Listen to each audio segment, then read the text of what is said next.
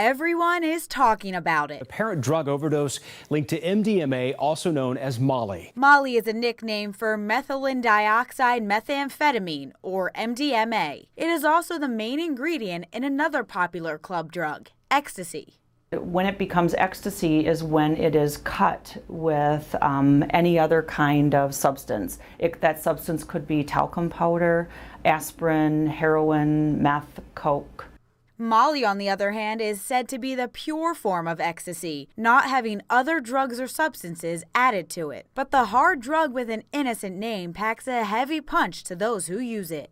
It can create those delusions and hallucinations that they have while feeling very open and relaxed and calm. The side effects from taking Molly can be dangerous too. According to the National Institute of Drug Abuse, MDMA interferes with the body's ability to regulate temperature, so there can be a sudden, sharp increase in body heat, which can lead to liver, kidney, and cardiovascular system failure and even death. And over time, people can become addicted to the drug too. But still, Molly's street credibility is not as harsh as other drugs. I don't think of it as a dirty drug, but heroin and meth and stuff, that's gross. Some people blame this pure perception on something other than the sweet name. Molly or ecstasy has been name dropped in pop culture for 30 years. I am looking for Molly. I can't seem to find.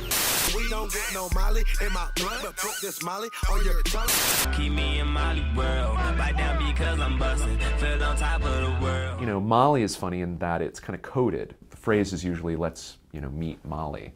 So it's easy to code in there, and I think then you're identifying, hey, if you're in the know and you're listening to my song, you know what I'm talking about. I have a few questions for you. How many people in this crowd have seen Molly? Lately, however, references about the drug have moved from the hip-hop world to the top 40 chart toppers. Yellow diamonds in the light. Now we're standing side by side. Da-da-dee-da-dee. We like to party, dancing with Molly. Those references have created a buzz.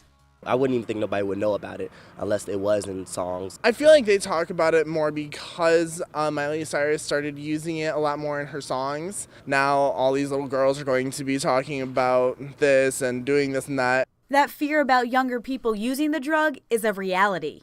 When I've worked and talked with individuals just recently, some individuals that tried it as young as 14 and 15. Others argue it's just a phase. There are younger generations identifying, but this happens with really every generation. According to the 2010 National Survey on Drug Use and Health, the average age of someone who first abused MDMA was 19.4 years. Opinions about the drug's impact vary, though, for those around that age.